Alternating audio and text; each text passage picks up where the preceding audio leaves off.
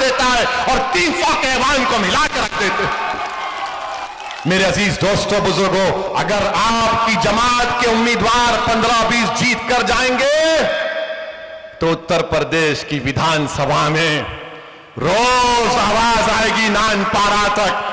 लखनऊ की विधानसभा में जो पुकारेगा तुम्हारा विधायक कि नानपारा में तरक्की होनी चाहिए, तो उसकी पुकार, उसकी चीख, उसकी तड़प की आवाज तुमको नानपारा में सुनाई देगी। मैं आपको इस बात का वादा करता हूं इंशाअल्लाह ताला। ये लीडर हमको पैदा करना है। ऐसे नहीं चाहिए नहीं अखिलेश क्या बोलेंगे, बहन जी क्या बोलेगी। हम पार्लियामेंट में कई इनके सांसदों को बोले तुम बोलो ना, बोले नहीं नहीं नहीं। एक को तो हम लिख कर दिए, अच्छा लिख के देते हैं बोल दो। वो देखकर बोला कि यार अब हम जब बोलेंगे तो बोलेंगे, तू तो ओवैसी के अल्फाज बयान कर रहा है। बोलते भी नहीं है ना, कोई हरकत करते हैं, हमेशा बोलते सेक्युलरिज्म सेक्युलरिज्म। ये क्या सेक्युलरिज्म, कहां का सेक्युलरिज्म है? जो भारत के संविधान में सेक्युलरिज्म है उसको मानता हूं और जिंदगी भर मानता रहूंगा, मगर जो सियासी सेक्युलरिज्म है मैं अपनी जूती पर रखता हूं उसको। जो सियासी सेक्युलरिज्म है वो धोखे का है, वो फरेब का सेक्युलरिज्म है, उसमें कोई दम नहीं, कोई दम नहीं है। आप बताइए कानपुर में एक मंसूरी बिरादरी का शख्स अपनी 10 साल की बच्ची के साथ जा रहा है और धर्म कि उसने अपना मजहब तब्दीली के बारे में बात की तो उसको पीटा जा रहा है। सोचो थोड़ी देर के लिए नानपारा के गयूर नौजवानों कि तुम बाप हो, तुम्हारी बेटी तुमसे लपेट कर रो रही है कि मेरे अब्बा को मत मारो, मेरे अब्बा को मत मारो, तो पुलिस की मौजूदगी में उस बच्ची के सामने उसके बाप को पीटा गया। बताओ क्या है फिर ये? क्या मेरी पेट में औलाद नहीं है? क्या मुझे तकलीफ नहीं होती उन नजारों को देखकर कि मैं इतना बेबस हो चुका हूं कि अपनी बेटी के सामने मुझे जलील और रुस्वा किया जा रहा है? कब उठोगे आप बताओ? ये करवट लेने का वक्त है, याद रखो। मैं यहां पर अपने लिए नहीं आया हूं, मैं आपके लिए आया हूं कि आप अपनी क़यादत को बनाओ, अपने विधायक को बनाओ, ताकि वो विधानसभा में जाकर लड़े। वो बच्ची जो 10 साल की हमारी बहन की बेटी है, क्या सोचती होगी जब बड़ी होगी? क्या सोचती होगी कि दुनिया में कोई नहीं था जो मेरे बाप को बचाने आया, कोई नहीं था उसको बचाने, उसको मारा गया, पीटा गया। ये सबका साथ, सबका विकास की सरकार। मेरे अजीज दोस्तों और बुजुर्गों, मैं आपको हिम्मत और हौसला दिलाने के लिए कह रहा हूं, डर पैदा करने के लिए नहीं कह रहा हूं, उम्मीद पैदा करने के लिए कह रहा हूं। उम्मीद को पैदा करो मेरे अजीजों, मेरी इज्जतदार मां और बहनों। अल्लाह ने तुम्हारे को बेटा दिया है, यकीनन वो तुम्हारा बेटा है, मगर वो कौम का भी बेटा है। अल्लाह ने तुमको बेटियां दी है, यकीनन वो तुम्हारी बेटी है, वो हमारी बहन भी है, मगर वो हमारा सासा भी, हमारी इज्जत भी है।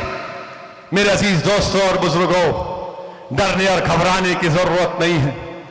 ये हम पर इल्जाम लगते हैं, हमको कोई परवाह नहीं है, हम इल्जामों की परवाह नहीं करते। हमको सिर्फ एक बात जो हमको हमेशा तंग करती है कि जब हम मर जाएंगे तो हमको हमारे अमाल का हिसाब अल्लाह के पास देना पड़ेगा। हमको वही फिक्र रहती है, वही डर रहता है। हम कोई नेक आदमी नहीं है, हम गुनाहगार हैं, आपसे कह रहे हैं। ये तो अल्लाह का करम है कि अल्लाह ने हमारे गुनाहों को तुम्हारे आंखों से पोशीदा रखा, मगर हमको ये फिक्र रहती है कि अल्लाह ने हमको इज्जत दी, मुकाम दिया, दौलत दी, बोलने की सलाहियत दी, अल्लाह ने हमको तमाम नेमतों से नवाजा। अगर हम उसका इस्तेमाल नहीं करेंगे मजलूम अवाम के लिए, चाहे वो मुसलमान हो या ना हो, इंसाफ के लिए इस्तेमाल करेंगे तो मरने के बाद हम तमाम को अल्लाह के पास जमा किया जाएगा। तो मेरी जबान, मेरा हाथ, मेरा दिमाग, मेरी आंखें, मेरा पैर अल्लाह के सामने गवाही दे। हम किसी से नहीं डरते। अगर मौत लिखी है तो मौत होगी इंशाअल्लाह ताला, मगर याद रखो जब तक अल्लाह हमको जिंदा रखेगा, जब तक अल्लाह हमको जिंदा रखेगा, हम अपनी माँ को मायूस नहीं करेंगे, हम अपनी माँ को कभी शर्मिंदा होने नहीं देंगे। हम हिम्मत और हौसले के साथ, भारत का संविधान हमको इस बात की इजाजत देता है कि सीना तान कर अपने मसले को बयान करें। अंबेडकर का बनाया हुआ, बाबा साहब का बनाया हुआ संविधान हमको कहता है कि अपने हक के लिए लड़ो, और हम अपने हक के लिए लड़ रहे हैं। और लोग ये कहते हैं कि मुसलमानों को मिलकर रहना, अरे मिलकर ही तो रह रहे, कहां गए हम लोग? हम तो तुमको ही वोट देती आए थे ना, तुमने हमारे वोट का क्या इस्तेमाल किया? मेरे अजीज दोस्तों और बुजुर्गों, मेरी आपसे अपील है कि आने वाले चुनाव में अपने एक एक वोट का सही इस्तेमाल करिए। और योगी आदित्यनाथ बाबा जो है ना, बाबा ख्वाब देख रहे हैं, बाबा जो है ना ख्वाब देख रहे हैं कि मैं अब आइंदा 24 में भारत का प्रधानमंत्री बनने का ख्वाब बाबा देख रहे हैं। बाबा इंशाअल्लाह ताला तुम्हारा ख्वाब चुकनाचूर हो जाएगा। आप चुकनाचूर करेंगे नहीं करेंगे उनके ख्वाब को चुकनाचूर करना है, ठोक दो नहीं कर रहे। अब बाबा ख्वाब देख रहे मैं दिल्ली जाऊंगा, प्रधानमंत्री बनूंगा। अब बीजेपी में भी बड़ी परेशानी शुरू हो गई। बीजेपी के लोग पूछ रहे हैं ये क्या कह रहा है ये, मगर इंशाअल्लाह ताला मुझे यकीन है कि आने वाले विधानसभा के चुनाव में मजलिस इत्तेहादुल मुस्लिमीन के उम्मीदवारों को आप अपने वोट से, अपनी दुआओं से, अपनी मोहब्बतों से कामयाब करेंगे। मैं आपका शुक्रिया अदा करता हूं कि बावजूद इसके कि आपको इस मुकाम पर आने के लिए बीजेपी की तरफ से, सपा की तरफ से रुकावटें डाली गई, मगर याद रखो जो लोग रुकावटें डाल रहे हैं, तुमको मैं एक वाकया सुनाकर अपनी बात को खत्म कर दूंगा।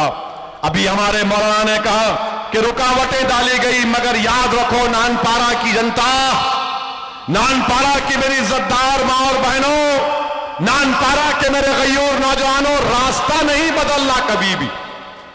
रास्ते में रुकावटें आएंगी मगर रास्ता नहीं बदलना। क्यों नहीं बदलना?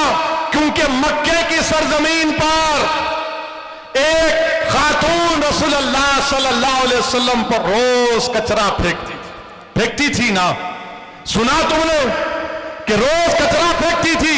मक्के में बहुत से रास्ते थे मगर अल्लाह के रसूल सल्लल्लाहु अलैहि वसल्लम ने अपना रास्ता तब्दील नहीं किया, वही रास्ते से जाते थे।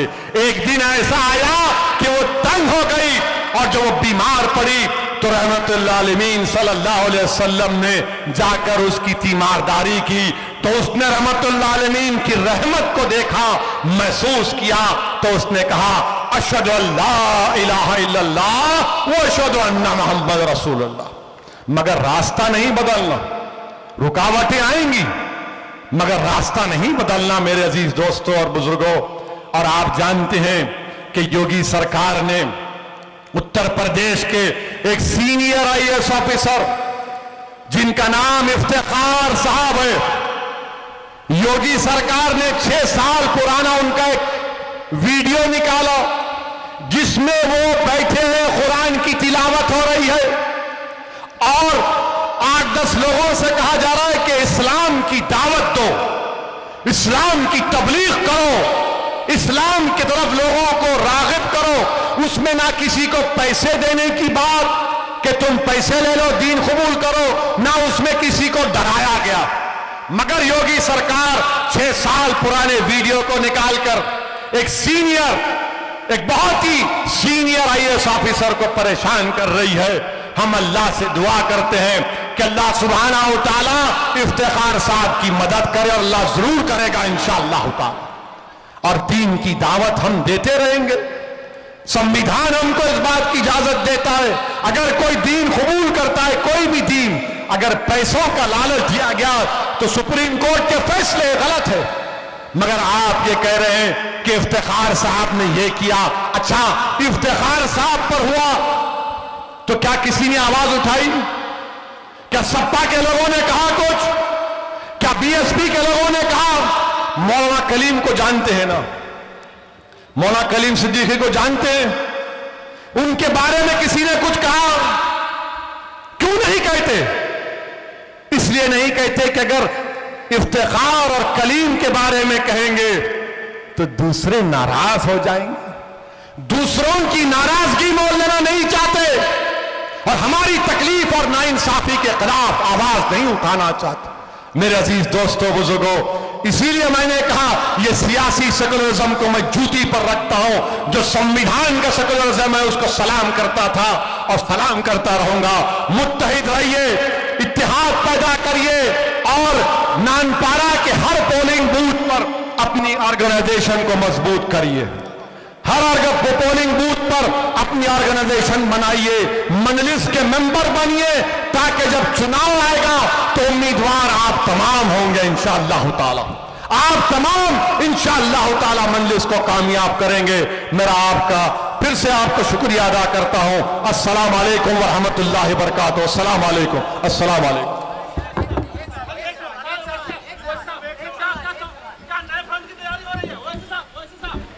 पार्टी